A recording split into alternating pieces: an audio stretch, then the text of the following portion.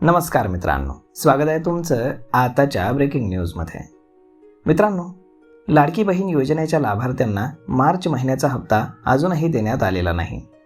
April महिना संपायला आला तरी पैसे जमा न झाल्यामुळे महिलांच्या मनामध्ये अनेक प्रश्न निर्माण झालेत।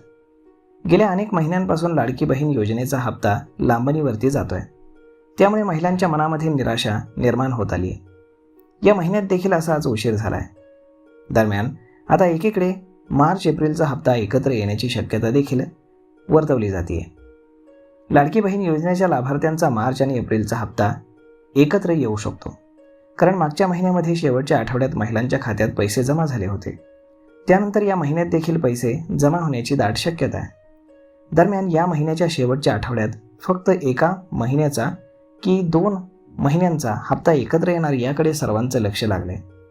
दरम्यान महिन्याअखेरीस लाडकी बहीणच्या खात्यांमध्ये पैसे जमा होण्याची दाट शक्यता आहे। लाडकी बहीण योजनेमध्ये महिना संपायला फक्त 1 आठवडा उरला आहे, त्यामुळे पुढच्या आठवड्यामध्ये महिलांच्या खात्यामध्ये पैसे जमा केले जाऊ शकतात। दरम्यान याबाबत अजूनही अधिकृत माहिती समोर आलेली नाही। लवकरच याबाबत घोषणा केली जाऊ शकते।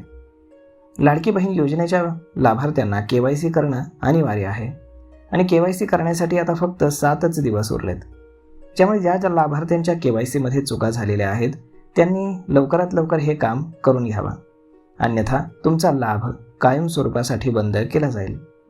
दरम्यान पैसे कधी येणार याबाबत लवकरच घोषणा केली जाण्याची शक्यता आहे।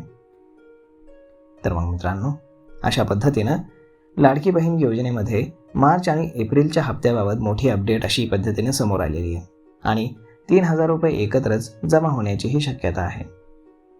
तर मग मित्रांनो, हा व्हिडिओ, ही माहिती तुम्हाला कशी वाटली हे तुम्ही आम्हाला कमेंट करून नक्कीच सांगा।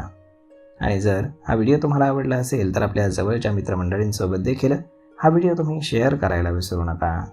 धन्यवाद।